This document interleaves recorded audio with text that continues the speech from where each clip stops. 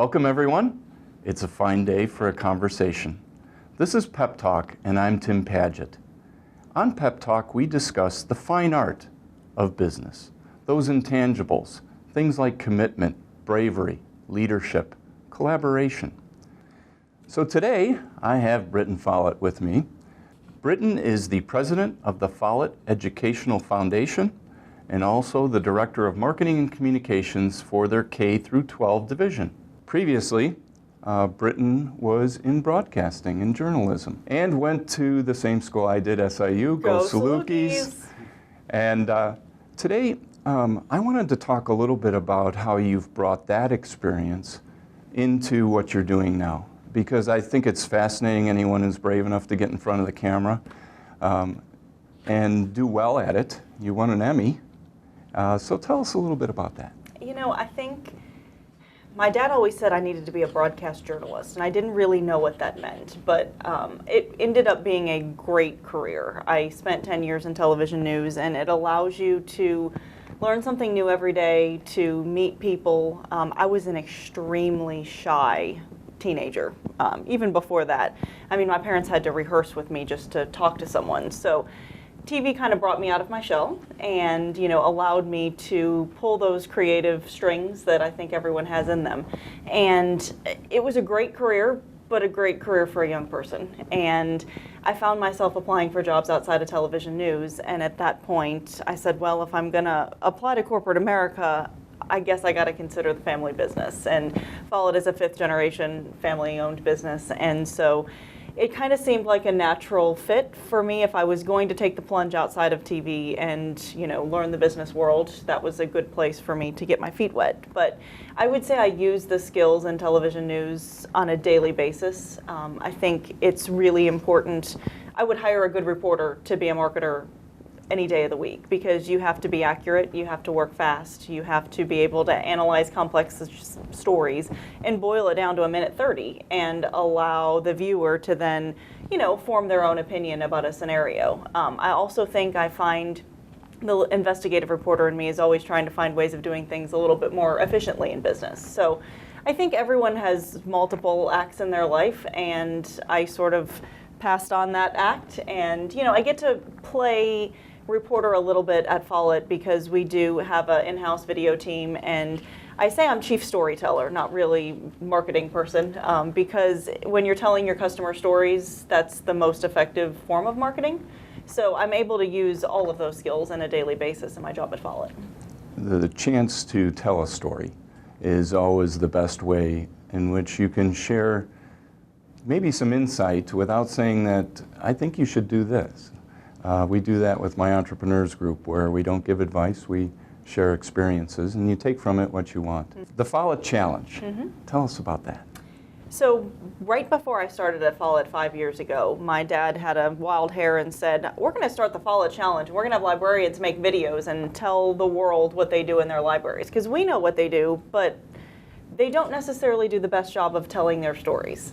So if we give them the platform to do that, it's a win-win. So the first year of the Follett Challenge started right after I started at Follett, and he happened to retire about a year later. So I took over the program, and it is truly my favorite part of every year, because we have an opportunity to tell our customer stories. And it's a pretty extensive application process. When you think about a contest, most people don't want to fill out an online application form that, you know, is measured against some pretty severe metrics, and then create a video that helps showcase the exemplary program. So the purpose of the Follett Challenge is to empower innovation in schools, and then to award the most innovative programs in the country. And so, you know, we go through the process of, you know, the application, then we have a judging team that vets all of these programs, and then, you know, we pick kind of the top 3 semifinalists, and every year we award the school a little bit differently, or we tell them they won a little bit differently. Sometimes we do a live broadcast. This past year was actually right here in our backyard in Downers Grove, and we surprised them. They thought we were coming for a case study, and it was sort of Publishers Clearinghouse moment. I'm sitting there interviewing the librarian team, and they're so excited that they're a semifinalist. And I say, well, we're not really here for a case study. We're here to tell you you're the grand prize winner. And I've never seen grown adults scream so loudly, but it just kind of warms your heart because what we give them in the Follett Challenge is a very large percentage of their overall budget. I mean, they won't have to buy books for the next 5-6 years. Oh, and so, you know, fantastic. $200,000 overall for all the winners, $60,000 for the grand prize winner. This changes their school and, you know, gives them a showcase to tell the world about the great things they're doing at their school. Yeah, and the world of libraries, both public and at schools, is changing Absolutely. so rapidly. Absolutely. The role of a librarian is changing. And, you know, libraries have been our core business for, you know, 100 years at Follett. But the role of the librarian has to be to connect students with content and teach them research skills. So, you know, they're not scrolling their Facebook feed and sharing bad information with the world. We're consumers of information in such a different way than we were 10 years ago. And the librarian plays an extremely important role in teaching kids those skills on how to curate content. So they send in different innovations that they've implemented. Can you tell us about a couple? Yeah, each one is different, and I think that's the thing that's great about the Follett Challenge. One of our winners in St. Louis area, they have a service learning program, and basically every aspect of their school teaches different life skills. It's an inner city school. They have a farm, they have a garden, they have a fish hatchery, they have a chicken farm. And it's not just, hey, it's nice you're introducing farming to city kids.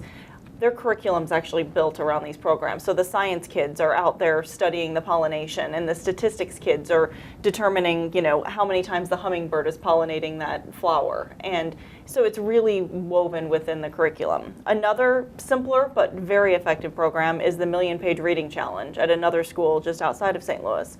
They challenged kids to read 1 million pages, and as a result, they've increased their test scores by 35 to 40%. So it's measurable, and I think that's the thing about winning the Follett Challenge. They have to show that they impacted student achievement in some way, and it's not just a nice-to-have technology program. This past year, Downers Grove had a gamification program. So, you know, a really cool game that kids got sent on a challenge at the beginning of the year, and they had to team up with their teachers and each other to build different things, to create things, to write poetry. You know, it's cross-curricular, and all that was spearheaded by the librarian. So it's great to be able to showcase some of these programs through the Follett Challenge. Yeah, you need someone who's pushing the agenda and coming up with creative ways for engagement, even with the kids, to give them something extra to think about and do differently. And the role of the librarian is often misunderstood by school leadership. And so the Follett Challenge really gives the librarian, whether they win or lose, a platform to say, hey, this is our entry. This is what we're creating in our library on a daily basis. School board, this is why you should continue to fund the school library, because we're doing all of these programs and we're leading in our schools. So this obviously helps Follett corporate as well. Walk us through what you think becomes the biggest benefit for you. For me, it's content marketing. It is identifying the best programs that are out there across the country, having an opportunity to go to that school, see what they're doing, and then share it with all of our customers. You know, in most cases, the folks who have won the Follett Challenge have been Follett customers in some way. That's how they heard about it. That's why they wanted to enter. They wanted to get Follett products and services. But to me, it's less about handing them a big check of, you know, to spend with Follett, and more about giving us content to share and, you know, really giving them a platform to share that story with a large audience.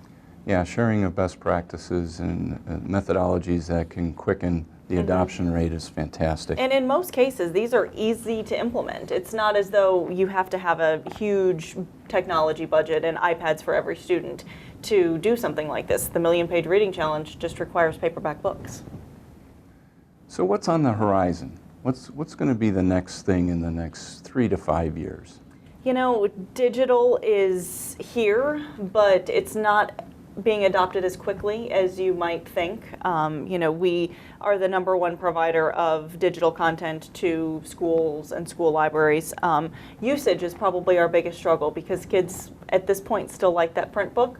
And, you know, so I think it's a it's a happy medium. We have to continue to push the envelope with new technologies, but we also have to make sure that students have the resources that they need. I think it's going to be fascinating to see how the next generation really embraces technology. The other day I was in a library and I saw a 2-year-old, just the daughter of a librarian, taking a print magazine and double-clicking it and pinching it, expecting that the picture was going to get bigger. And so by the time that student gets to high school, she's not going to know any different. So we say that we're slow to adopt digital on the K-12 side. I think that's going to shift pretty quickly as these students who don't know any different than seeing an iPad at birth get into the education space. Yeah, fantastic. Well, thanks for being here today. Yeah, really thank you for appreciate having it. me. I think that we're all going to be watching this. Anyone who has kids, grandkids, whatever. I think there's a big push right now. I'm loving it, the STEM, all of the things that are going on. We see it with the Boy Scouts, with the Girl Scouts.